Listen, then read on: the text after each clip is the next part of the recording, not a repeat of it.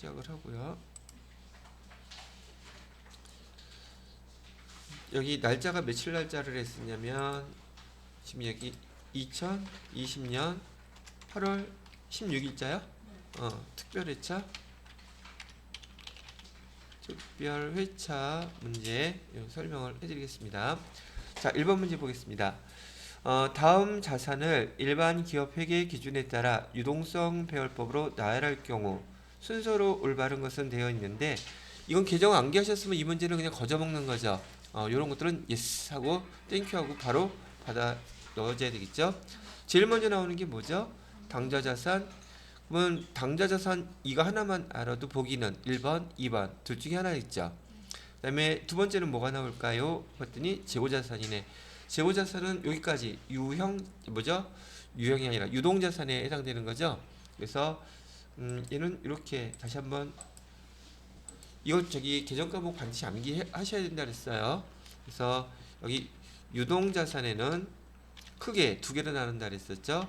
여기 당좌자산하고 그 다음에 또 뭐야? 재고자산 이렇게 나눈다는 거 두 가만 알고 있어도 답은 바로 고를 수 있었던 거죠. 그 다음에 비동자산은 몇 개로 나눴어요? 비유동자산은 제일 처음에는 투자로 나눴었죠. 투자자산. 두 번째로는요, 유형자산. 세 번째로는 무형자산. 네 번째로는 기타 비유동. 요것만 구분하더라도 여러분들이 암기했던 아마 시간이 지나갈수록 더 그 진가를 발휘할 겁니다. 개정 과목 재무상태표의 자산, 부채, 자본, 수익, 손익계산서의 그 손익 구분 이런 것들은 가장 근간적인 거고, 지난번에 또 자본 개정 우리 많이 배웠었죠. 자본 개정까지 정확히 암기하고 있으셔야 되고, 아직 다 암기가 완성되지 않으신 분은 이번 그 시험 보기 전까지 최소한 다 완벽하게 외울 수 있도록 자꾸 노력하란 말이죠. 아시겠죠? 대부분 다 외웠을 거라고 생각은 해요. 자, 1번 문제는 오케이? 자, 두 번째 문제예요. 다음 이건 무형자산에 대한 물어보는데요. 무형자산의 상각 방법에 대해서 틀린 거 물어보래요. 그러면 일단 무형자산 하면 떠올라야 되는 게 상각 방법이요. 우린 어떤 것도 다 사용할 수 있다 그랬었죠. 우리가 배웠던 정액법이나 정률법, 그다음에 연수학계법, 생산량 비례법 다 사용할 수 있다 그랬죠. 근데 회사에서는 보편적으로 그 회사에 무형자산들이 많지 않은지라 어떤 방법을 하겠다고 신고한다 안 한다. 안 하는 경우에 뭐만 사용할 수 있다? 정액법으로만 사용할 수 있다. 그다음에 또 하나, 무형자산의 특징은 우리 상각할 때 직접법을 쓴다, 간접법을 쓴다. 지난번에 들었던 거 다 떠오르죠. 이거 난이도가 엄청난 게 아니야. 복습해서 한 번만 두 번만 들어봤으면 별 어렵지 않으니까. 그 다음에 무형자산일 경우에는 잔존가에 있는 것을 원칙으로 한다, 없는 것을 원칙으로 한다. 잔존가치. 없는 것을 원칙으로 해요. 그게 원칙이에요. 그 다음에 특별한 경우가 아니면 무형자산은요 20년을 초과할 수 없습니다. 이런 것들이 대부분 좀 무형자산에서 물어볼 수 있는 이론들인데, 얘도 한번 읽어보자고요. 2번 문제, 취득 원가의 상각액을 직접 차감하는 직접 상각법을 사용할 경우 재무상태표상의 무형자산은 미상각 잔액으로 보고된다. 여기 키워드가 뭐예요? 직접 상각법이라는 거죠. 그죠? 무형자산의 거기에 반해서 유형자산은 간접법 사용했었죠. 그러니까 취득원가가 변하지 않고 계속 그대로 있었죠. 그런 차이가 있더라. 2번, 무형자산의 잔존가치는 없는 것을 원칙으로 한다. 지난번에 그 문제 할 때 기억이 안 났다면 여기서 한번 복습하면 되죠. 무형자산의 잔존가치는 있는 게 맞다, 없는 게 맞다. 없는 게 원칙이라는 거예요. 원칙이 그렇다는 얘기지 있을 수도 있다는 뜻이기도 하겠죠. 무형자산의 잔존가치 없는 게 원칙이다. 그 다음에 3번, 무형자산의 상각기간은 독점적 배타적인 권리를 부여하고 있는, 여기 법령이 키워드겠죠. 법령이나 또는 계약에 정해진 경우를 제외하고는 몇 년을 초과할 수 있다 없다. 20년을 초과할 수 없다라고 되어 있는 거예요. 글자 이것도 한 글자만 싹 바꿔놨죠.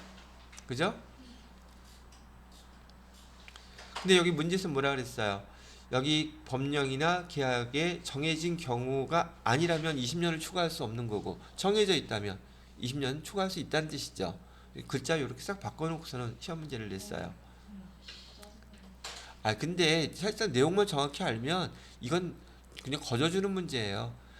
회계 재무회계 이론은요, 어떻게 보면 너무나 당연한 거거든요. 근데 그 당연한 것들을 제대로 학습을 안 해놓으면은 그게 어렵다고 느껴지는 거예요. 근데 사실상 문제 낸 거 보니까 좀 거시기 하죠? 그죠? 근데 문제가 한 글자 또는 숫자 하나 이렇게만 바꿔요. 이거 정확히 잘 이해를 하셔야 한다는 뜻이겠죠? 4번 무형자산의 상각 방법에는 정액법, 체감잔액법, 정률법이라고 되어 있죠. 그건 체감잔액법이 정률법의 다른 말이기도 하겠네요. 예, 그렇게 봐두시면 되겠습니다. 연수학계법, 체감잔액법에는 여러 가지가 있는데 그 중에 정률법이 하나가 속해 있다는 뜻이에요. 뭐 그러려니 하고요. 연수학계법, 생산형 비례법이 있다. 다만 합리적인 삼각 방법을 정할 수 없는 경우나 정해놓지 않은 경우에는 뭐만 사용해야 된다? 그럼 요게 틀린 거죠. 답을 갖다 고르는 데는 크게 시간 걸리지 않았을 거라고 생각이 들어요. 자, 됐고 그다음에 3번. 다음은 한국이 1월 1일 취득한 기계장치에 대한 자료이다. 연수학계법에 의한 3천년도 감가상각비는 어떻게 되겠습니까? 라고 되어 있죠. 자, 연수학계법은 지금 정액법이라든지 연수학계법이라든지 생산량 비례법이라든지 이 세 가지는 취득원가에서 잔존가치 빼주는 건 공통이라고 그랬었죠. 그래서 연수학계법으로 제가 한번 요거 해봐 드릴게요. 자, 기계장치 취득원가 얼마래요? 4천만 원. 그러면 기계장치 4천만 원. 그다음에 내용연수는요. 내용연수는 5년. 그다음에 잔존가치는 취득원가의 10%라고 했으니까 그러면 금액으로는 400만 원 되겠죠? 400만 원을 빼면 그 3,600만 원이란 그 금액의 용어가 뭐예요? 용어. 그래서 그 용어는 감가상각 대상 잔액이라 대상 금액이라 그랬었죠. 그래서 그 용어도 하나 익혀두세요. 감가상각 대상 금액은 지금 총 4천만 원 중에서 아무리 감가상각 많이 해봤자 얼마로까지밖에 가격이 떨어지지 않는다는 얘기예요. 3,600만 원만 감가상각할 수 있다는 얘기죠. 잔존가치 있으니까. 자, 생산량 비례법은 어떻게 계산한다 그랬냐면 우선 내용연수를 갖다 다 더한다 그랬었죠. 내용연수를 1, 2, 3, 4, 5 이렇게 더한다 그랬죠. 그러면 총 내용연수를 합했기 때문에 이게 연수학계법이에요. 15가 되는데 얘는 분모로 하고 분자는요 역순으로 하라 그랬었죠. 그래서 금액을 1차 전도에 계산을 해봤더니 지금 3,600만 원에 대해서 첫 해는 어떻게 줘야 돼요? 첫 해는 15분의 5 해야 되겠죠? 첫 번째 해는 총 15년 중에서 연수를 합친 15년 중에서 여기 5년 이렇게 해주면 금액 얼마 나와요? 계산 안 해봤지 이거? 해볼게요. 1200만 원 나오려나? 3분의 1이니까 1200만 원 나올 것이고요. 그 다음에 두 번째 해 3,600만 원에다가 곱하기 두 번째는 역순이니까 15분의 4 해야 되겠죠? 15분의 4 해주게 되면은 얼마 나올까요? 960만 원 나오네요. 960만 원. 자, 세 번째.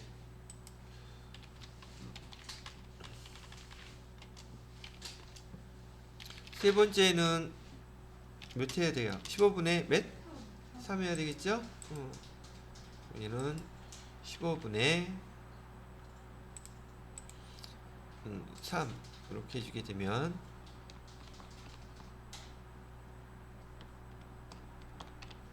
720만원 나오죠.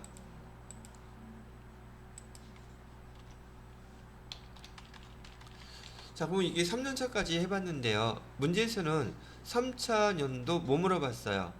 감가상각비를 물어봤으니까 사실은 이렇게 다 하지 않더라도요. 여러분 3,600만원 곱하기 15분의 3하면 답은 바로 나왔어요. 그죠? 근데 저는 그걸 물어보려고 했던 게 아니라 이 장부가액 얼마냐고 물어보면 어떻게 할래요? 장부가액은 얼마겠습니까? 3차년도 반영된 그때 후에 여기 장부가액은 얼마예요? 장부가액 계산해보세요. 또 장부가액이 뭔지 못 알아들으면 이것도 모르겠죠? 지금 이 3천년도까지 감가상각비를 다 합친 금액을 우린 뭐라고 불러요? 2,880만원. 얘를 갖다 우리는 감가상각 누계액이라고 부르죠? 잘하네. 감가상각 누계액이라고 부를 건데, 그러면 얘를 갖다가 우리가 장부에다가 재무상태표에 나타나는 것으로는 이렇게 나타나겠죠? 기계장치 취득가격이 얼마? 4천만원에서 감가상각 누계액 빼야 되죠? 감가상각 누계액 얼마를 빼면? 2,880만원을 빼면 얘를 우린 장부가액이라고 부르죠? 그래서 장부가액은 얼마가 됩니까? 1,120만원 이렇게 되죠? 이렇게 물어볼 수도 있잖아. 계산해갖고서 이렇게 하라 그러면. 그죠? 그래서 지금 여기 기계장치 하나를 가지고서 여러분들한테 이렇게 쭉 연결해서 연수학기법에 대한 거 시험 문제 잘 안 나오는데 문제 이렇게 나오잖아요. 근데 계산하는 거 뭐 어렵긴 하나? 여러분이 한두 번만 계산해보면 잘 기억할 수 있을 거고요. 자, 말 나온 김에 여기 하나만 더 첨가해서 설명하고 넘어갈게요. 만약에 이런 유형자산을 처분하게 된다면 지금 여기 장부가액은 지금 1,120만원 나왔죠. 근데 얘를 갖다가 처분해요. 지금 얼마에 처분했느냐 하면 1,000만원에 처분했다고 가정을 하는 거죠. 그럼 처분했을 때 장부가액하고 처분금액하고 차이가 나죠. 그럼 회계 처리하기 전에 벌써 우리 뭐부터 알아? 유형자산 처분 이익인지 유형자산 처분 손실인지 그거 알 수 있죠. 그럼 유형자산 처분 이익이에요? 유형자산 처분 손실이에요? 다시 유형자산 처분이 처분 손실? 처분 손실이죠. 우리 거는 지금 값어치가 1,120만원이라고 지금 계산이 되어 있는데 얘를 지금 1,000만원에 판다면서요. 그럼 장부상 금액으로 비교해 봤을 때는 얼마가 손해다? 120만원은 유형자산 처분 손실이다. 제가 나중에 처분 문제 나올 때 이런 문제 반드시 나오니까 꼭 이렇게 정리해서 연습하라고 얘기해 드렸었죠. 이 정도면은 유형자산에 대해서 좀 필요한 것들을 한번 딱 다 정리했죠? 됐어요? 지웁니다. 여기다가 써놓을까? 또 나중에 궁금해서 이게 뭐예요? 그럴 수 있으니까. 얘의 명칭은 유형자산 처분 손실. 이렇게 기억들을 하시라는 얘기예요. 자, 그 다음에 4번 문제 보겠습니다.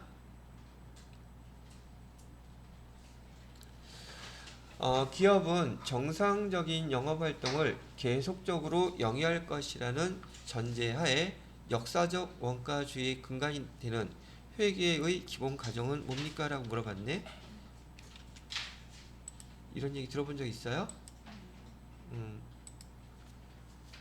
자, 첫 번째, 우리 보통 교재에서는 이렇게 봤었죠. 기본 가정이란 용어로 저기 봤었죠? 또 뭐란 말도 봤었죠? 기본 가정하고 그다음에 까먹었어. 뭐? 기본 가정, 전제 조건, 전제 조건이란 용어도 봤었고 다른 교재에서는 또 뭐도 있다 그랬어요? 회계 공준이란 용어도 써요. 여하튼간에 지금 여기 기본 가정 전제 조건이라는 것은 뭐의 전제 조건이고 뭐의 기본 가정이에요? 재무제표를 만드는 기본 과정, 기본 전제 조건이라는 뜻이에요. 뭘 만드는 거? 재무제표. 바로 이런 기본 그 가정과 전제 조건 하에서 재무제표가 이렇게 만들어질 수밖에 없었던 거예요. 조건이 뭐였었냐면 첫 번째는 기업 실체라고 그랬었죠.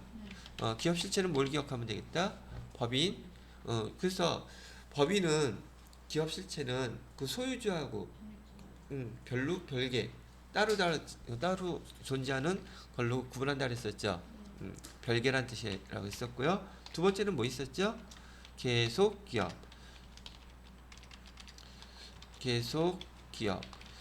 여러분이 태어나서 죽는 날까지는 계속 존재하고 살듯이 여기 그 법인도 한번 설립되면 그 회사를 법인을 청산이 뭐죠? 덮는 거죠. 청산하거나 그 사업을 중단한다는 게 그런 결정이 없으면 영원히 계속 존속한다는 그런 기본 가정이 계속 기업의 기본 가정이 들어간다는 얘기예요. 자, 그러면 계속 기업이 이런 뜻이라 그러면은 아까 우리 무형자산 몇 년까지 감가상각했었어요? 상각 20년까지 막 했었죠. 그러면 회사가 20년 동까지 버틸 수 있나? 알 수가 없잖아. 근데 전제 조건이 뭐기 때문에 청산하거나 그 법인 기업을 그 사업을 중단한다는 그런 게 없다면 매년 똑같이 계속 존속한다는 기본 가정 얘가 있기 때문에 감가상각도 20년이고 몇 년이고 이렇게 할 수가 있었던 조건이 되더란 얘기죠. 그러면 이런 계속기업을 이 계속기업인지 아닌지를 갖다가 매년 결산할 때 있잖아요. 경영진은 계속 판단해야 돼요. 경영진이 아까 얘기했던 청산 내년에 우리 사업 접을 거예요 라고 한다든지 사업을 중단할 거예요 그런 게 없는 한 그 기업은 계속 존재한다는 그런 가정이라는 뜻이죠. 근데 이거 계속 기업을 갖다가 매년 판단해야 된다 그랬죠. 누가? 경영진이 판단을 해서 반영을 해야지 돼요. 있나요? 세 번째 조건은 뭐가 있었었죠? 기간별 보고. 이건 무슨 뜻이에요? 얘를 그냥 회사들을 갖다 그냥 놔두게 되면 결산을 한다든지 그다음에 성과 측정을 한다든지 그다음에 보너스를 준다든지 거기 법인에 대해서 특히나 우리가 지금 배우는 게 기본 전제 조건이 법인이니까 법인인 경우에는 그 법인의 운영을 전문 경영인한테 맡길 수가 있죠. 누가? 주주가 뭐 하는 사람들이에요? 그 회사 주인들이잖아요. 그죠? 그러면 뭐 3년에 한 번 보고 할지 5년에 한 번 보고 할지 10년에 한 번 보고 할지 알 수가 없잖아요. 사업체를 맡겨놨으면 뭐에 관심이 있어요? 돈을 벌었는지 아닌지 그런 거에 관심이 있겠죠. 그래서 이런 그 보고 기간, 성과 측정 기간을 갖다가 인위적으로 날짜를 갖다가 딱 정해놨어요. 그래서 1년을 초과할 수 없다. 우리가 흔히 얘기했던 보고 회계 기간 얘기하는 거예요. 회계 기간은 1년을 초과할 수 있다 없다. 라고 누가 정해놨어요? 이걸 만든 사람들이 기업 회계 기준을 만든 사람들이 인위적으로 그 기간을 갖다가 정해놨어요. 그래서 모든 결산은 기본적으로 1년 이내에 끝나서 결산 보고를 해야 한다는 뜻이죠. 자, 그러면 제가 설명드렸던 내용을 갖다가 바탕으로 해서 우선 그 재무제표를 만드는 전제 조건이 뭐뭐 있다 그랬었죠? 기업 실체 있죠. 계속 기업 있죠. 기간별 보고 있죠. 얘는 엉뚱한 거죠. 근데 여기서 내용을 줬네. 영업활동을 장사하는 거죠. 영업활동을 계속 영위할 것이라는 영업활동을 10년이고 20년이고 계속 할 때는 전제조건이 어떤 거 있었어요? 해당되는 게 뭐겠어요? 이 세 가지 중에서. 이 답 여기 있다고? 답 보고 얘기한 거야? 자, 됐어요? 그래서 4번 것도 한번 이렇게 해서 정리 한번 다시 해봤죠? 복습한 거예요. 자, 그 다음에 5번 문제 볼까요? 5번 문제를 보시면 다음 외상거래 중 미지급금으로 처리해야 될 거래는 자, 외상거래라고 했는데 미지급금으로 처리한다는 뜻은 무슨 뜻일까요? 우리가 앞에서 배웠던 일상적인 상거래, 상품이라든지요, 제품을 팔고서 얘를 갖다가 우리가 외상 이렇게 할 수 있죠. 판매했다면 외상을 했으면 외상 매출금, 그죠? 그 다음에 또 외상을 했으면은 얘는 외상 매출금이 될 것이고요. 자, 또 상품이나 제품을 판매하고 나서 이번에는 어음을 받았어요. 그럼 어음을 받았으면 뭐라고 써야지 돼요? 받으러옴이라고 쓴다 그랬었죠. 맞아요? 이건 상품을 팔았을 때예요. 근데 우리가 이번에는 상품이나 사갖고 오는 건 제품이 아니라 뭘 사갖고 와요? 원재료 같은 거 사갖고 오겠죠. 사갖고 오고서 얘를 또 외상 이렇게 쓰면 뭐라고 써요? 이때는 외상 매입금이라고 쓰죠. 그죠? 우리가 사갖고 오고서 어음을 발행해서 주면 어음을 발행해서 주면은 지급 어음이라고 쓴다는 거 수차례 배웠잖아요. 그죠? 근데 얘가 이렇게 상품이나 제품 원재료가 아니고요. 상품 이외의 것, 일상적인 상거래 이외의 것을 사갖고 왔을 때는 상품 외라고 써놓을게요. 외일 때는 미지급금 써야 된다 그랬었잖아요. 우리가 저기 지급어음을 어음을 약속어음을 발행해 줬어도 그래도 또 미지급금 똑같다 그랬었잖아요. 문제는 지금 뭐 골라보래요? 미지급금으로 써야 될 게 어떤 겁니까? 라고 지금 물어보고 있죠. 그죠? 첫 번째 제품 판매했대요. 제품 판매했으면 여기에 해당되죠. 그 다음에 3개월 만기 어음 받았다면 뭘로 써야 돼요? 받으러면 써야 되겠죠. 두 번째도 상품이라잖아요. 그죠? 미지급금은 상품 관련돼서는 절대 쓸 수 없죠. 그러면 상품을 외상으로 구입하고 한 달 후에 현금으로 지급했다면 외상으로 구입했을 때는 외상 매입금 써놨었겠죠. 그다음에 지급하는 방법 현금으로 지급했다니까 상관없을 것이고요. 그다음에 3번 사무실에서 사용할 에어컨 사무실에서 사용이라고 되어 있죠. 사용 목적이면 우리 뭐라고 하기로 했어요? 사용 목적 유형자산 그죠? 사용 목적이면 유형자산이니까 계정 이름은 비품 써야 되겠죠. 비품은 상품이나 제품이나 원재료 이런 거 해당돼요? 아니죠. 그러면 상품 외에 해당되죠. 그걸 외상으로 구입했다고 여러분들한테 홀딱 속아 넘어가라고 외상으로 이렇게 써주잖아요. 그래서 외상 매입금 썼어요? 이거 미지금 써야 되죠. 그럼 해당되는 답은 3번이 답이겠네요. 그죠? 그 다음에 4번 원재료도 우리 일상적인 상거래죠.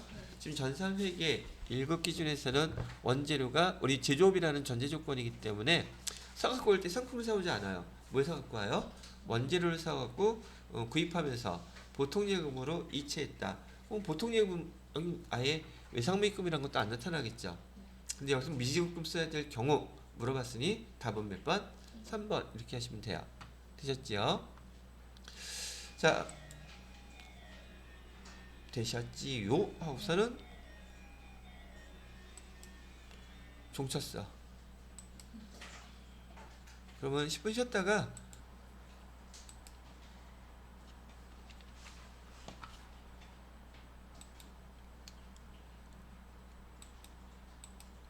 자, 저기 회계 1급에서 6번문처럼 그냥 자본에 대한 얘기가 이제 나오는데 기본적으로 회계 1급에서는 여러분들이 자본 계정에 대해서 계정의 구분을 할 수 있는지 주로 물어본답니다. 그러면 여기 보시게 되면은 지금 자본 잉여금 나왔죠.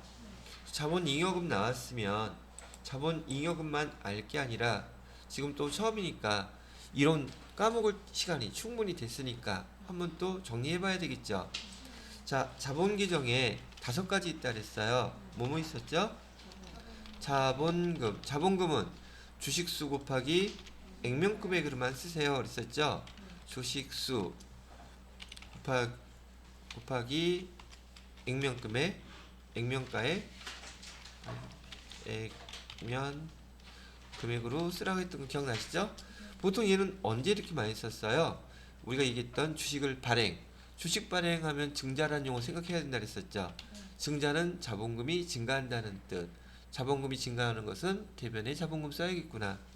또 언제 썼어요? 감자일 때 썼었죠. 감자는 자본금이 감소한다는 뜻. 즉 주식을 갖다가 시중에 유통되는 주식을 사갖고 와서 그 다음에 소각시킨다는 용어가 반드시 있어야 된다 그랬었죠. 그때 자본금을 썼었어요. 그 자본금은 주식수 곱하기 액면금액으로만 기록하라고 제가 얘기해 드렸었죠. 자, 됐고요. 두 번째는 뭐 있었어요? 두 번째가 자본잉여금이라고 있었죠. 자본잉여금은 뭔진 모르겠지만 남는 거죠. 남는 건데 여기 3가지 있었어요. 뭐뭐 있었죠? 주식 발행해서 돈이 남았어. 주식 발행 초과금. 자, 이번에는 저기 주식을 사다가 저기 감자 소각을 다 시켜버렸는데 또 이익이 남을 수 있죠. 그때는 감자 차익. 세 번째는 자기 주식 사갖고서는 자본금하고는 관계없이 자기 주식 샀다가 팔면, 이익을 남겨서 팔면, 값이 올라갔을 때 팔면 자기 주식 처분 이익이라고 되어 있었죠. 이 세 가지가 자본잉여금의 구성 항목들이었었어요. 그죠? 자, 그 다음에 세 번째는 뭐 있었죠? 자본조정. 자본조정은 주식 발행 초과금에 그 반대되는 개념이죠. 주식 할인 발행 차금. 그 다음에 감자 차익에 반대되는 개정, 감자 차손. 그 다음에 자기 주식 처분 이익에 반대되는 거, 자기 주식 처분 손실. 그 하나만 더 끼워넣자 그랬죠? 자기 주식. 자기 주식을 그냥 사갖고 왔을 때는 저기 또 단기 매매 주권 이렇게 쓰면 안 돼요. 자기 주식은 우리 회사 주식 얘기하는 거라 그랬었죠. 왜? 우리는 지금 법인이고 주식회사잖아요. 그죠? 자, 그 다음에 네 번째 거 뭐 있었어요? 기타 포괄 손익 누계. 기타 포괄 손익 누계에게는 대표적으로 자산 재평가, 잉여금 있었죠. 두 번째는 매도 가능 증권 평가 손익. 시험 문제 이제 잘 나와요.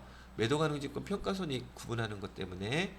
세 번째는 해외 자산 환산 손익이라 했었죠. 이렇게 세 가지가 있었고요. 다섯 번째는 이익 잉여금이 있었죠. 이익 잉여금에는 제가 두 가지만 설명했었어요. 그 뒤따 긴 계정 정기월 미처분 이익 잉여금 있었죠. 또 하나는 단기 순이익. 됐나요? 지금 다섯 가지 써드렸던 거 이따가라도 다시 한번 암기하려고 노력하셔야 돼요. 자, 그리고 또 하나, 여기 우리 기본 기업회계 기준에서는 여기 자본 계정이 아무리 섞여서 통합 계정으로 쓴다 할지라도 반드시 이하하고 뭐요? 자본잉여금하고 이익잉여금은 반드시 구분해 주세요. 그랬었어요. 이유가 뭐 때문에 그런 거예요? 주주총회에서 나누어 가질 수 있는, 주주총회에서 결의할 수, 나누어 갖자고 배당하자고 결의할 수 있는 금액은 어디에 한해서만 해라? 잉여금엔 한해서만 하고, 자본잉여금은 배당으로 나누어 가질 수 없게끔 하기 위해서 두 가지는 반드시 구분하라고 얘기해 드렸었죠. 됐나요? 자, 그러면 여기 설명 나와 있는 거 한번 문제 읽어보자고요. 어떤 거에 대해 물어봤는지. 자본잉여금으로 분류하는 그 항목 모두 고르라 그랬었죠. 자본잉여금에 해당되는 건 아까 여기 있던 것들이죠. 그죠? 여기 써줘요 이거? 써봐요. 나중에 또 기억 안 난다고 그러면 그럴 테니까. 첫 번째는 주식 발행 초과금.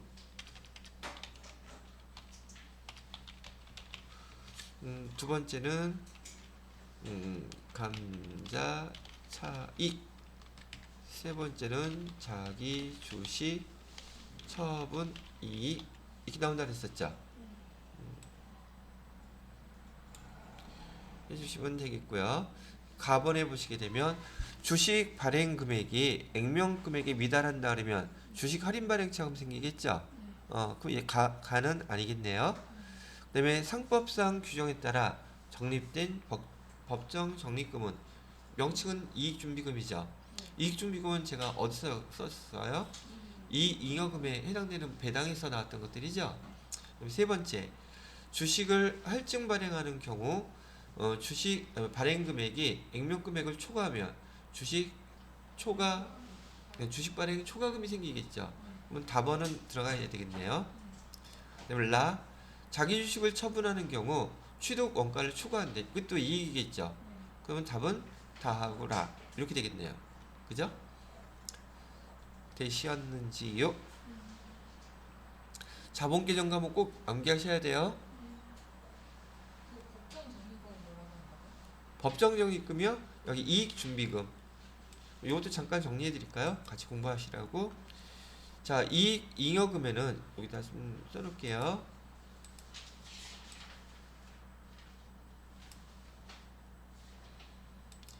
자, 이익잉여금에는 크게 전기 2월 미처분 이익잉여금 여기 있고요. 또 하나는 중간에 뭐 다른 거 있긴 했지만 당기 순위 두 가지만 제가 설명했단 말이죠.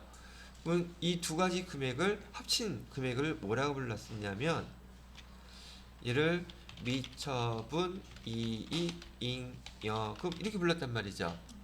미처분 이익잉여금이 두 개 합쳐서 예를 들어서 10만원 있었다고 했을 때 얘를 대표적으로 배당 나누어 갖는 금액들은 현금 배당하고 그다음에 주식 배당으로 나눠 가질 수 있다 그랬죠. 주식 배당으로 나눠 가질 수 있는데 여기 회사에 기업에 부실화를 막기 위해서 돈 번 대로 족족 돈 나눠 갖지 말고 특히나 현금 배당으로 나누어 가질 경우 현금 배당의 몇 퍼센트? 최소 10%라 그랬어요. 최소 10%를 이익 준비금으로 적립을 하세요 라고 했단 말이죠. 최소한 10% 언제까지 적립해요? 자본금의 반 2분의 1이 될 때까지 적립해라 했었는데 바로 요 녀석 이름이 이익준비금이라는 거 있잖아요. 얘가 적립금의 하나의 형태고 얘를 우리는 뭐라고 부르냐면 법정 적립금이라고 불러요. 법정 적립금이라고 부르는데 법정 적립금에는 거기 이익잉여금 처분계산서 밑에 보면은 재무부조 개선 적립금이라는 것도 있긴 한데 골치 아프잖아. 그런 거 안 배웠으니까 그건 넘어가도 되고요. 지금 다시 한 번만 정리. 결과론적으로 미처분 이익잉여금 즉 아직 주주들이 이익에 대해서 처분하지 않은 금액을 나누어 갖는 방법은 세 가지가 있어요. 첫 번째는 뭐 있다 그랬어요? 현금으로 현금 배당. 두 번째는 주식 배당. 세 번째로는 여기 적립금 형태로 그냥 적립하는 수도 있어요. 근데 얘는 법정 적립금이지만 주주들이 필요에 따라서 적립을 할 수 있다 그랬었죠. 걔를 우리는 임의 적립금이라고 불러요. 이렇게 해서 세 가지로 적립을 할 수 있답니다.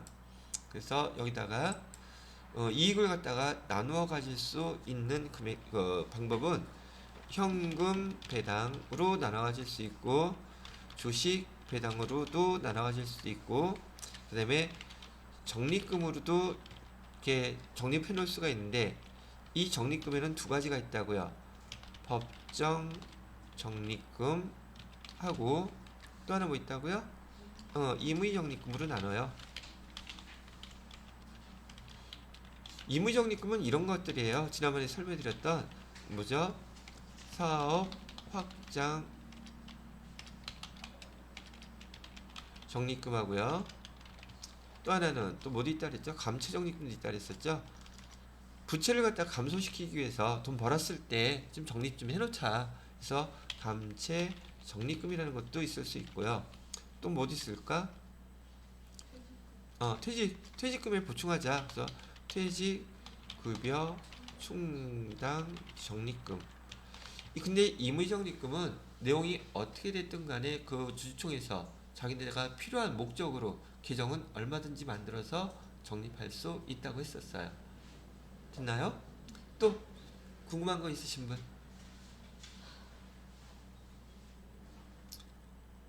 되셨어요? 넘어갈게요.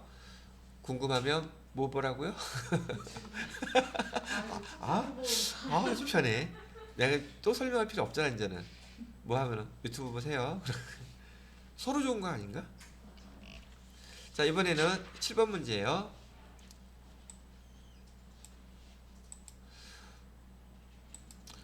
다음과 같이 제3자로부터 토지 건물을 일괄 취득한 경우 한후 공장 신축을 위해서 건물을 즉시 철거했대요.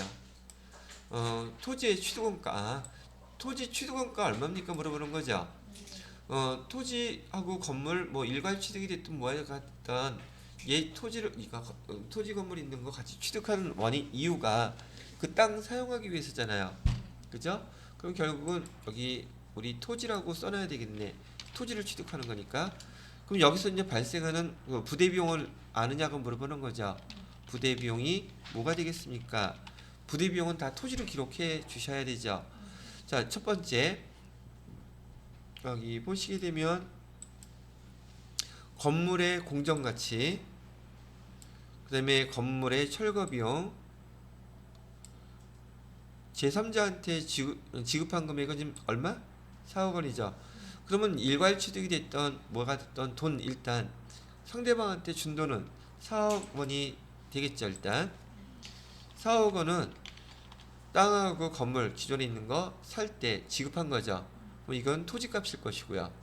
그 다음에 건물의 공정가치가 우리가 필요 있어요, 없어요? 거기다가 시초할 수는 없잖아. 그 있던 기존 건물에다가 증축을 해? 그럴 리는 없을 거 아니에요. 공정가치는 쓸데없는 숫자. 이는 지워버리고요. 근데 걔 건물 사자마자 어떻게 했어요? 그냥 거시게 해버렸죠.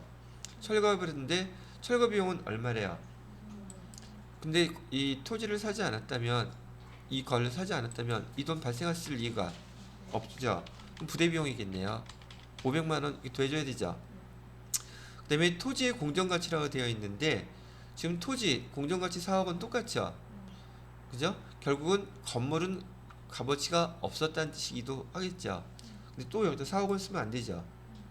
이 토지 대가로 지금 위에 건물이 있었지만 그 대가로 4억 원을 지급한 거예요. 그 다음에 취득세, 등록세는 이거 사지 않았으면 세금 안 나왔겠죠.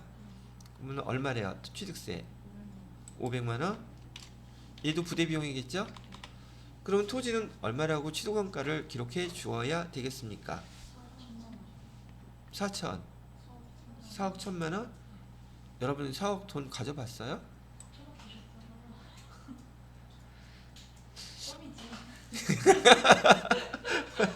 그래요. 껌이죠. 이 정도면. 우리 꼭 그렇게 껌으로 만들자고요.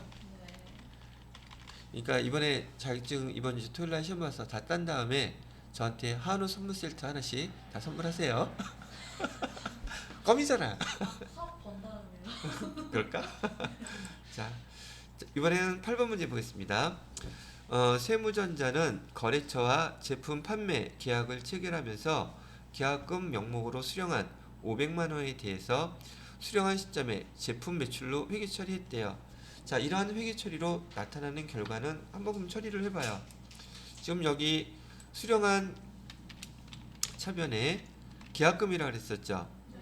계약금을 썼다면 우선 현금으로 받았다고 쳐봅시다. 현금 500만 원 이렇게 받았고요. 그럼 대변이 지금 문제가 되잖아요. 그죠? 대변에 원래 뭐라고 써야 되죠? 선수금이라고 해서 500만 원 이렇게 써야 되죠. 선수금은 얘 부채죠. 부채로 써야 되는데 여기서 지금 어떻게 썼다고 얘기해주고 있어요?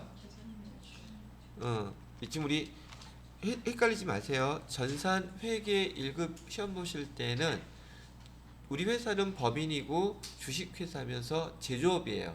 제조업이라는 거 잊어버리면 안 돼요. 그래서 여기서는 그래서 제품이라고 얘기가 나온 거고요. 그 다음에 여기 선수금 말고 여기는 지금 제품 매출로 썼다는 얘기죠.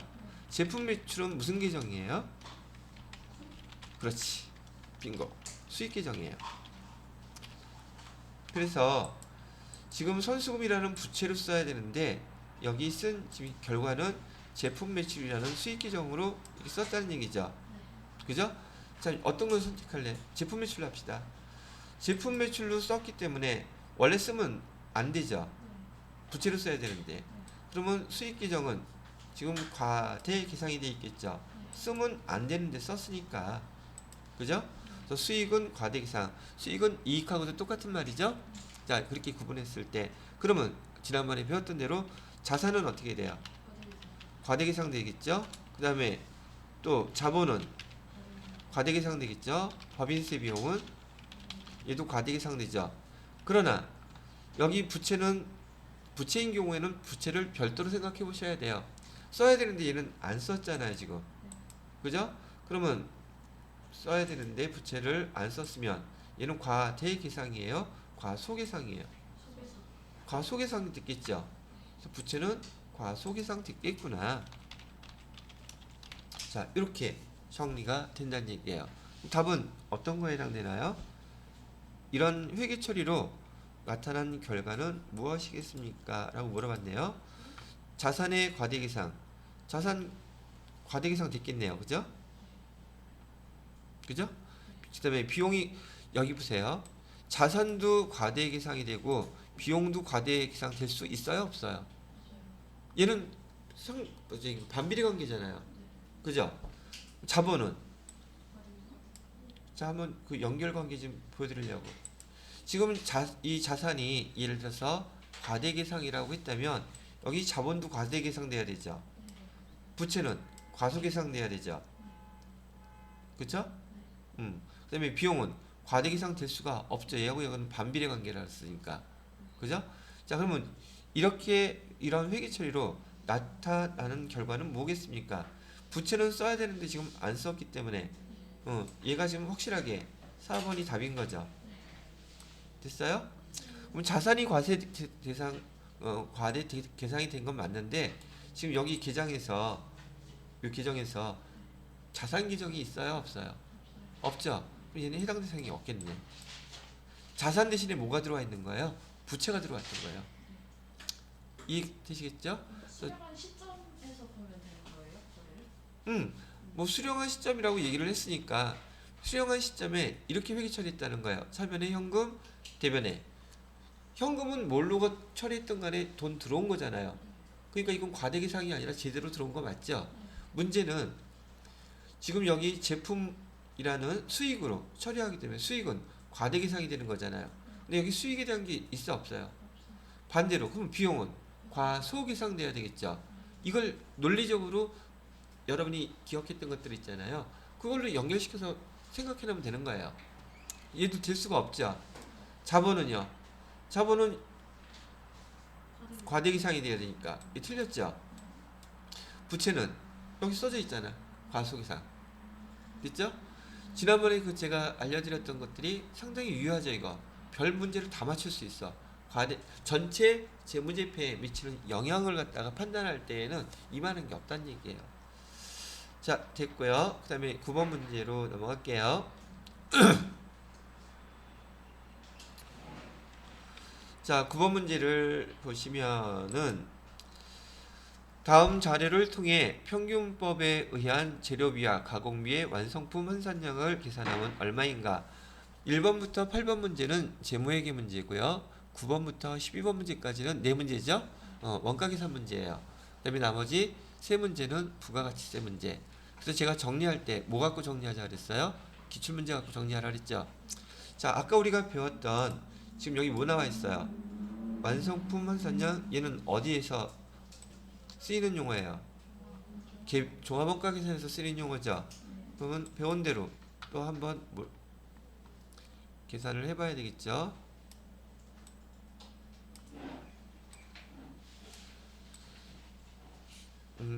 회계나 세무 문제 푸실 때는 빨리 푸는 것도 중요하지만 정확하게 푸는 게 제일 중요하다 그랬죠. 그래서 여기 제공품 규정 써놓으시고요. 그래서 여러분 꼭 이런 표 만들어서 충분히 연습될 때까지는 이렇게 연습하세요. 기초 제공품은 몇 개래요? 100개. 완성도는 30%. 그 다음에 단기 완성품은 착수 수량은 900개. 자, 그럼 투입된 건 몇 개인가요? 1000개. 1000개 중에서 여기 완성 수량은 700개. 그 다음에 기말 제공품은 300개. 완성도는 50%. 자, 그리고 뭘 봐야 돼요? 얘가 재료는 어떻게 투입됐다고 나왔어요? 공정초에 전량 투입되니까 미진씨 헷갈리는 거는 안 나왔네. 네. 가공비는 공정 전반에 걸쳐서 균등하게 했다니까 가공비 계산할 때에는 완성도를 따져서 계산해야겠구나 생각할 수 있어요. 자, 그러면 여기 평균법으로 좀 하라 그랬었죠. 자, 평균법으로 했을 때 우선 직접 여기 재료비라고 그랬으니까 재료비에 대한 완성품 환산량은 요거 두 개 그냥 더하기만 하면 되죠. 몇 개? 1000개. 그 다음에 가공비에 대한 거는요. 가공비는 완성품은 다 포함시켜야 되겠죠. 기말 제공품은 완성도 계산해서 300개 중에서 50개가 완성됐다면 150개는 완성된 걸로 어떻게 보자는 거예요? 간주해서 보자는 얘기죠. 그러니까 환산이라는 용어를 사용한 거예요. 150개 더하면 몇 개가 돼요? 850개. 그럼 이게 답이겠네요. 되시었나요? 그 다음에 10번 문제요. 10번 문제를 보시게 되면 원가 행태라 그랬어요. 원가 행태. 원가 행태면은 뭐 생각해야지 돼요? 원가 행태 그러면 제가 네 가지 단어 그 중에서도 변동비, 고정비를 갖다가 반드시 변동 원가라고 그랬죠. 변동 원가나 변동비, 그다음에 고정 원가 두 가지를 먼저 기억하셔야 된다 그랬었죠. 그런 다음에 이 변동 원가가 실제적으로 적용되는 우리 실생활에서 적용되는 걸 보아하니 변동 원가 변형된 모습이 뭐라 그랬어요? 준 변동비라 그랬었죠. 준 변동비는 또 뭐라고도 불러요? 혼합 원가라고도 부른다. 자, 그다음에 두 번째 고정비는요.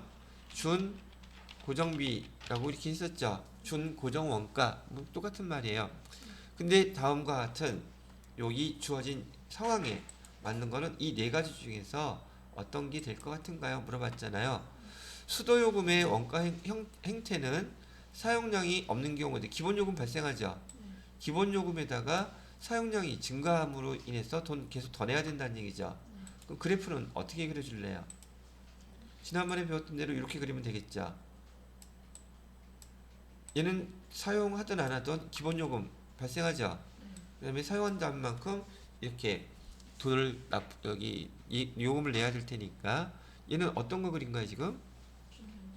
그림만 봐도 이제 아시죠? 뭐 그림 안 봐도 글만 보고도 알아들었을 거 아니에요. 그죠?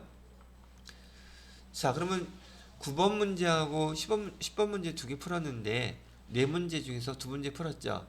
난이도가 어때요? 얘는 귀엽게 좀 쉽게 낸 문제 같죠? 아니에요? 어려웠어요? 귀엽진 않았어요. 귀엽진 않았어? 징그러웠어? 좋아요. 자, 그럼 이제 지우고 11번 문제 넘어갈게요.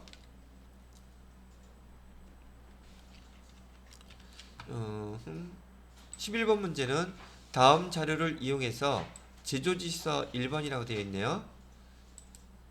이것도 뭐 용어를 못 알아들은 분이냐 완전 꽝이지. 제조지서 1번에 뭐 구하래요? 제조원가 구하라 그랬죠. 그 다음에 제조간접비는 뭘로 배부한대요? 기계, 작업시간. 자, 그럼 여기서 뭘 알아야 돼요? 제조원가가 뭘 뜻하는지 알아야 될 거 아니에요. 제조원가는 제조원가를 구하려면 뭐뭐를 구해야 돼요? 직접 재료비. 너무 어렵나? 막 입들이 막 먼저 놀아? 노무비. 또 하나는 제조 간접비. 이 세 개를 구해야지 제조원가가 나온다고 우리 얘기했잖아요. 몰랐다면 지금 알아두시고요. 그런데 그 중에서 어디에 해당되는 거? 여기에 해당되는 거죠. 그러면 친절하게도 직접 재료비에 대한 금액 여기서 좀 알려주고 있죠. 직접 농업비도 알려주고 있죠. 지금 뭐만 알면 돼? 제조간접비만 알면 되잖아요. 그죠? 제조간접비 총 얼마 나왔대요? 150만원? 150만원을 여기다 배부해주면 되잖아. 150만원 이거를 갖다가 곱하기 비례식 하라 그랬죠. 전체 시간이 몇 시간이에요?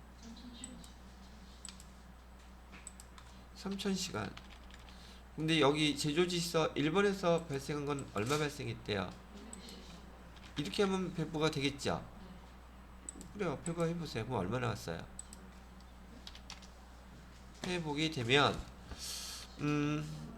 150만 맞죠? 150만원 곱하기 나누기 10만원 나왔네. 그죠? 맞아요? 자, 10만원 나왔어요. 그러면 얘를 갖다가 지금 문제는 제조원가 물어봤잖아요. 그럼 요거 두 개 더하면 얼마예요? 29만원. 10만원 더하면 39만원. 답이 있네. 얘가 답이죠.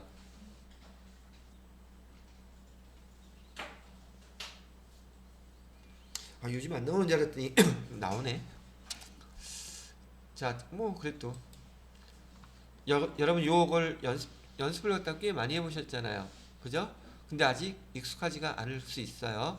근데 계속 3일 동안 연습하셔야 됩니다. 이거는. 자, 그 다음에 12번 문제. 다음 중 보조 부분 원가를 배부할 때요. 가장 옳은 거 찾았어요. 직접 배부법은 보조 부분 상호간의 용역 수술을 일부 인식, 보조 부분 거 인식해야 하네요. 안 하니까 틀렸죠. 보조 부문비 배부 효과에 있어서 단계 배부법은 직접 배부법과 상호 배부법의 중간 정도 효과가 있다. 맞는 말이죠. 그러면 답은 몇 번이 되겠다? 2번이 지금 되겠다. 그래도 항상 밑에 읽어봐야죠. 3번. 아니 시험 볼 때는 읽어보지 않아도 되는데 틀릴 수도 있으니까. 지금 우리는 다 복습하는 거잖아요. 상호 배분법은 이론적으로 가장 타당하면서 배부 절차도 매우 뒤따 돈 많이 들어가요. 여러분은 오죽하면은 여기 예지 안 나왔잖아요. 근데 기대하세요. 저기 운용사 이거 공부할 때는 할 거니까. 자식 안 달라고? 자, 네 번째 거요. 단계 배부법은 보조 부문의 배부 순서와 상관이 있다 없다. 이건 우선순위가 중요하다 그랬죠. 그래서 틀린 거예요. 그럼 이런 문제 나오면 읽어보고서 금방 답 찾을 수 있었겠죠. 자, 주목. 지금 원가계산 문제 여러분 지금 3일 배웠어요. 그것도 오늘까지 포함해서. 근데 4문제 나왔는데 지금 몇 문제가 그래도 풀어볼만 하겠어요. 2문제? 다음 저 회차 풀면 3문제로 늘어날 거야. 근데 아직 충분히 연습 안 했잖아요, 이거. 그죠? 근데 진경씨 이거 확실히 괄목한 성장을 한 거 아니야? 처음 원가계산 얘기 나왔을 때 이랬잖아. 근데 반은 맞췄잖아, 지금. 어? 지금도 그렇대요. 저도요. 하여튼 저기 또 내기 할까? 4개 중에서 2개 이상 맞으면은 나한테 사. 하나만 맞으면 내가 살게. 지금은 더 달라고 하는데. 일부러 찍는. 그래도 산다. 근데 저기 1점 때문에 떨어진 사람 있어요. 이거 1점 우습게 보면 안 돼. 그럼 2달 기다려야 돼. 자, 됐죠? 그 다음에 13번 문제부터는 부가가치세 문제랍니다. 저기 여러분들이 부가가치세 처음 배워서 좀 어렵다 그랬었는데 우선 여기 갖고 한번 정리를 해놓고요. 제가 찾아가지고 부가가치세 똑같이 동영상으로 올려놓을게요. 자, 다음 중 부가가치세법상 용역의 공급으로 과세하지 아니하는 것은 원래 자 다시 한번 우리 그 부가세 부가 대상이 있다 그랬었죠. 부가세를 부과하는 대상이 뭐뭐라 그랬었죠? 재화 공급, 두 번째 용역 공급, 세 번째는 수입재화 공급이 됐죠. 근데 여기서 용역을 공급했는데 과세, 부가세 안 붙이겠대. 어떤 미친 상황일까? 고용관계에 의해서 근로를 제공하는 경우 고용관계에 의해서 근로 여러분들 월급 받을 때 부가세 다 내죠? 미쳤구나. 월급 안 받아봤어. 응. 고용관계에 의해서 근로를 제공하는 경우는 용역이 아니라 그랬어요. 답은 얘가 1번이 답인데 뭐 간단하게 이제 기억해 두시면 되잖아요. 고용계약에 의한 근로관계는 여러분의 용역, 즉 힘을, 노력을 회사에서 근로하는 것이지만 걔는 용역이라고 구분하지 않고 그냥 근로로 별도로 규정합니다. 그 밑에 있는 답 나와 있는 것들 한 번씩 꼭 읽어보시라고요. 그래서 아시겠죠? 문제만 여기 열심히 풀려고 하지 말고 지금은 연습하는 것이기 때문에요. 문제 풀고 그 해설서 설명 듣고 또 모르는 거 있으면 질문하고 이렇게 해서 좀 익숙하게 만들어 놓으셔야 됩니다. 실기는 그래도 조금 연습을 많이 해봤지만 이론은 아직도 정립되어 가는 과정에 있기 때문에 이게 바탕이 안 되면 세무 이거 가기가 좀 힘들어져요. 그래서 지금 하는 거 자꾸 읽어보고 뭐 어떻게 자꾸 봐야 된다는 얘기죠. 두 번째는 뭐가 틀렸나 볼까요? 건설업자가 건설자재, 건설업은 뭘로 구분하기로 했어요? 무조건 용역.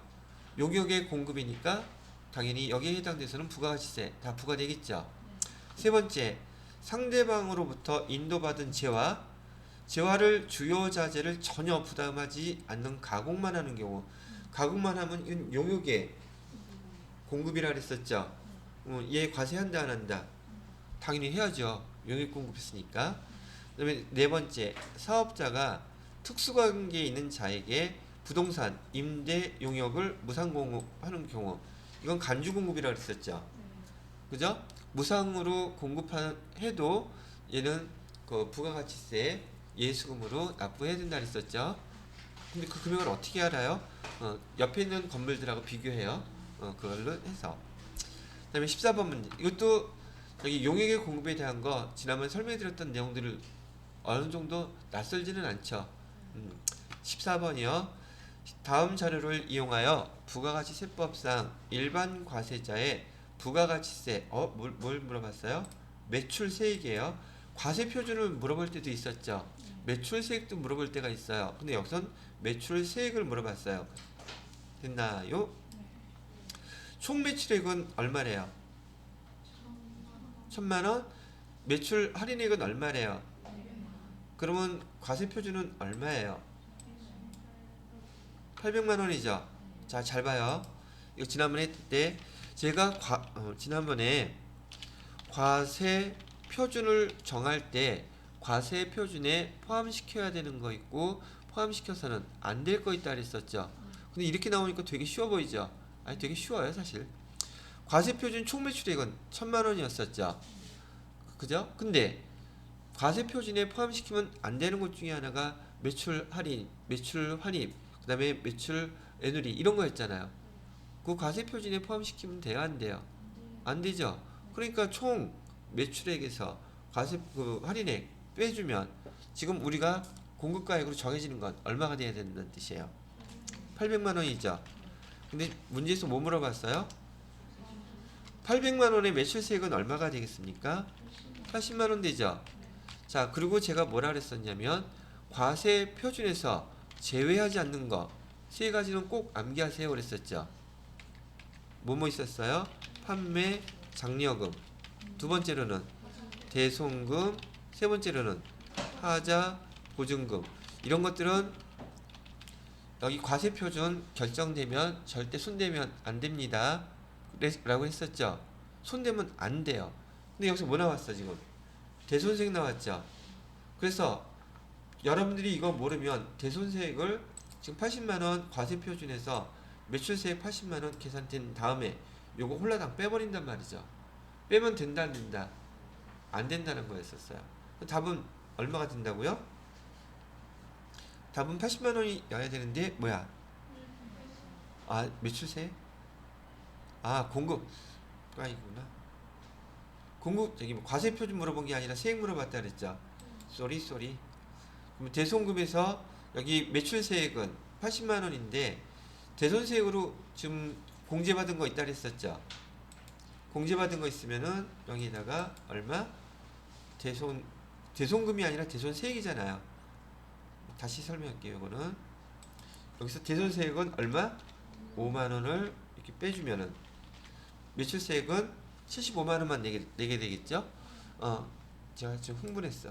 다시 지금 여기서 설명해 드렸던 것은 과세 표준에서 여기 판매 장려금이나 대손금이나 하자보증금이 있더라도 저기 그 과세 표준에서 공제 제외가 아니라 공제하지 않는다 했었어요. 이건 해당되는 문제 나왔을 때 또 제가 설명 다시 해드릴게요. 이건 과세 표준에 관련된 문제라서 세액이 아니라 과세 표준에서 공제하지 않는다. 그래도 이건 기억을 하고 있었어. 근데 지금 얘는 과세 표준에 대한 문제가 나왔을 때는 이렇게 계산이 되는데 지금 매출세액을 물어봤기 때문에 매출세액 80만 원 중에서 대손세액 공제를 갖다 신청했기 때문에 여기 대손세액을 5만 원 빼고 답은 75만 원만 해주시면 된다는 얘기. 답은 이해가 되겠죠. 자, 그 다음에 15번 문제 봐요.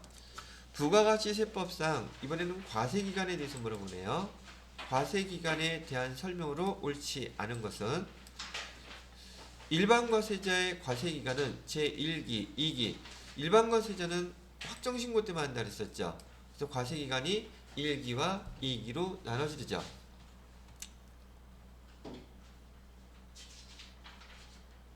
여튼간에 과세기간 6개월 단위로 1기, 2기로 나눴던 거 봤었던 거 기억하시죠? 그 다음에 두 번째, 일반 과세자가 참 일반 과세자는 뭐뭐 있다 그랬어요? 이 사업자 구분 한번 먼저 해고 가야겠는데, 사업자 구분 보세요.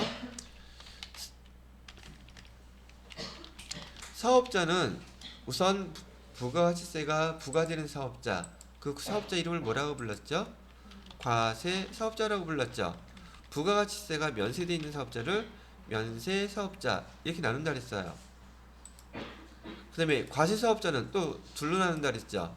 뭐하고 뭐로? 그냥 일반적인 사업자하고 영세한 사업자인 간이 사업자로 나눈다 그랬었죠. 그 다음에 일반 사업자는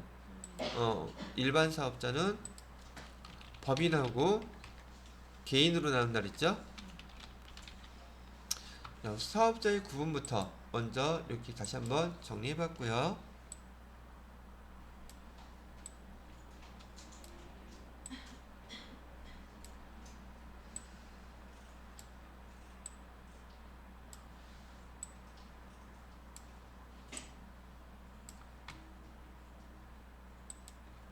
자, 여기서 면세사업자는 부가가치세법상의 사업자 아니라 그랬었죠. 여기는 어디 사업자라 그랬어요? 소득세법이나 법인세법. 자, 그 다음에 그러면 면세사업자는 부가가치세 신고 납부할 의무가 있어요? 없어요? 근데 1년에 한 번 1월 25일 날 매입 세금기산서 그건 제출해줘야 된다 그랬죠. 그걸 갖다가 협력 의무라 그래요. 협력 의무는 있습니다. 자, 그래서 주 대상이 우리는 부가가치세가 부과되는 과세 대상 사업자들이 우리 대상인데, 지금 여기 법인은 우리 회사 저기 하는 거는 조건이 지금 뭐였었어요? 법인은 우리 회사가 지금 법인이라 그랬죠? 과세 기간을 이렇게 반으로 나눠서 어디 갔어? 여기 부가세 제 과세 기간은 1기, 이쪽은 제 2기. 과세 기간 이렇게 나눴죠. 그 다음에 제 1기를 또 뭐하고 뭐로 나눴어요? 그렇지. 예정하고 확정으로 나누었고, 2기도 예정하고 확정으로 이렇게 구분했었죠. 법인인 경우에는 각 기수에 예정 확정 다 부가가치세 신고해야 된다 그랬었고, 개인은요 확정 신고 때만 한다 그랬죠. 그렇다고 해서 예정 신고 때 부가세 납부 안 한다고요? 그건 해야죠. 국세청에서 고지한다 그랬어요. 간이사업자는 없는 사업자니까 조세 편의를 위해서 1년에 한 번만 한다 그랬죠. 그거 구분하고서 이 문제 풀면 되시는 거예요. 자, 이번에 그래서 1번에 보시게 되면 일반 과세자의 과세 기간은 제 1기, 2기로 구분한다. 1기, 2기는 다 해야 되겠죠. 기본적으로. 그래서 1기, 2기 이렇게 나눈다 그랬었고요. 2번 일반 과세자가 4월 25일에 사업자 등록을 신청하고 실제 작업 개시일은 사업 개시일이 5월 1일인 경우, 사업자 등록증 신청은 사업 개시일 이전에 신청했죠. 사업 개시일은 5월 1일이에요. 그럼 5월 1일부터 6월 30일까지 최초의 과세 기간이 된다. 최초의 과세 기간이 되는 것은 4월 25일 날 그 사업자 등록을 신청했다 할지라도 이 과세 기간의 개시는 개시일이라 그랬죠. 그러니까 5월 1일부터 그 기간의 말 6월 30일까지가 과세 기간 되는 거 맞는 말이겠죠. 자, 그 다음에 3번 간이과세자의 과세 기간은 원칙적으로 1월 1일부터 그 다음에 12월 31일까지다. 1년에 한 번 하는 거긴 하지만 과세 기간은 각각 부과된다 그랬었죠. 예정신고 기간 때. 과세 기간은 이거는 소득세법에서 우리 종합소득세 신고하는 과세 기간이에요. 부가세법이 아니라. 과세 기간이 아니죠. 5월 30일? 왜? 저게 아는 것은 해가지고 정답이 2번이에요. 그쵸, 왜 이거는? 나 지금 헷갈려. 그거 신청 날부터래요. 거세기간에. 자, 잠깐 요거 지워도 되죠? 네. 요거 지우고.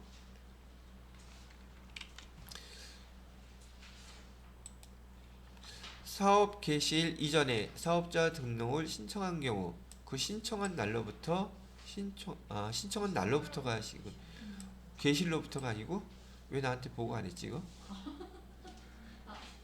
이상하잖아. 법이 바뀌었나요? 몰라. 내가 모르는 사이에 잠든 사이에 바뀌었나 보네. 자, 그러면 다시 봐요.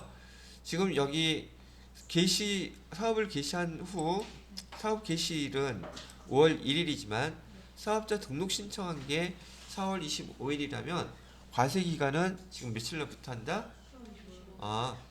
제가 이걸 좀 잘못 알고 있었던 것 같으네요. 저도 이거 나왔으면 틀렸겠다. 뭐 어떻게 해? 나도 틀릴 수 있지 뭐. 틀리면 안 돼? 그래도 자격증은 주던데. 자, 그래서 다시 한번 여기 정리해요. 사업 개시일 이전에 사업자 등록을 신청했다면 지금 얘가 잘 나와 있으니까 사업 등록 그 신청한 날로부터 해서 사업 과세 기간이 적용되더라. 그렇게 하시면 되겠죠? 자, 그다음에 여기 간이과세제의 과세 기간은 1년에 한 번 적용하는 거 1월 1일부터 며칠까지? 12월 31일까지다. 과세 기간은 그렇게 적용하더라. 그리고 한 번만 한다는 얘기죠. 4번에 간이과세자가 폐업하는 경우 과세 기간은 폐업일이 속하는 과세 기간에 과세 기간에 개시일부터 폐업일. 이건 폐업할 때는 어디 사업자가 됐든 간에 폐업일까지 되겠죠. 해당되는 그 날짜. 이 사람은 1월 1일부터 되겠네요. 그죠? 됐어요.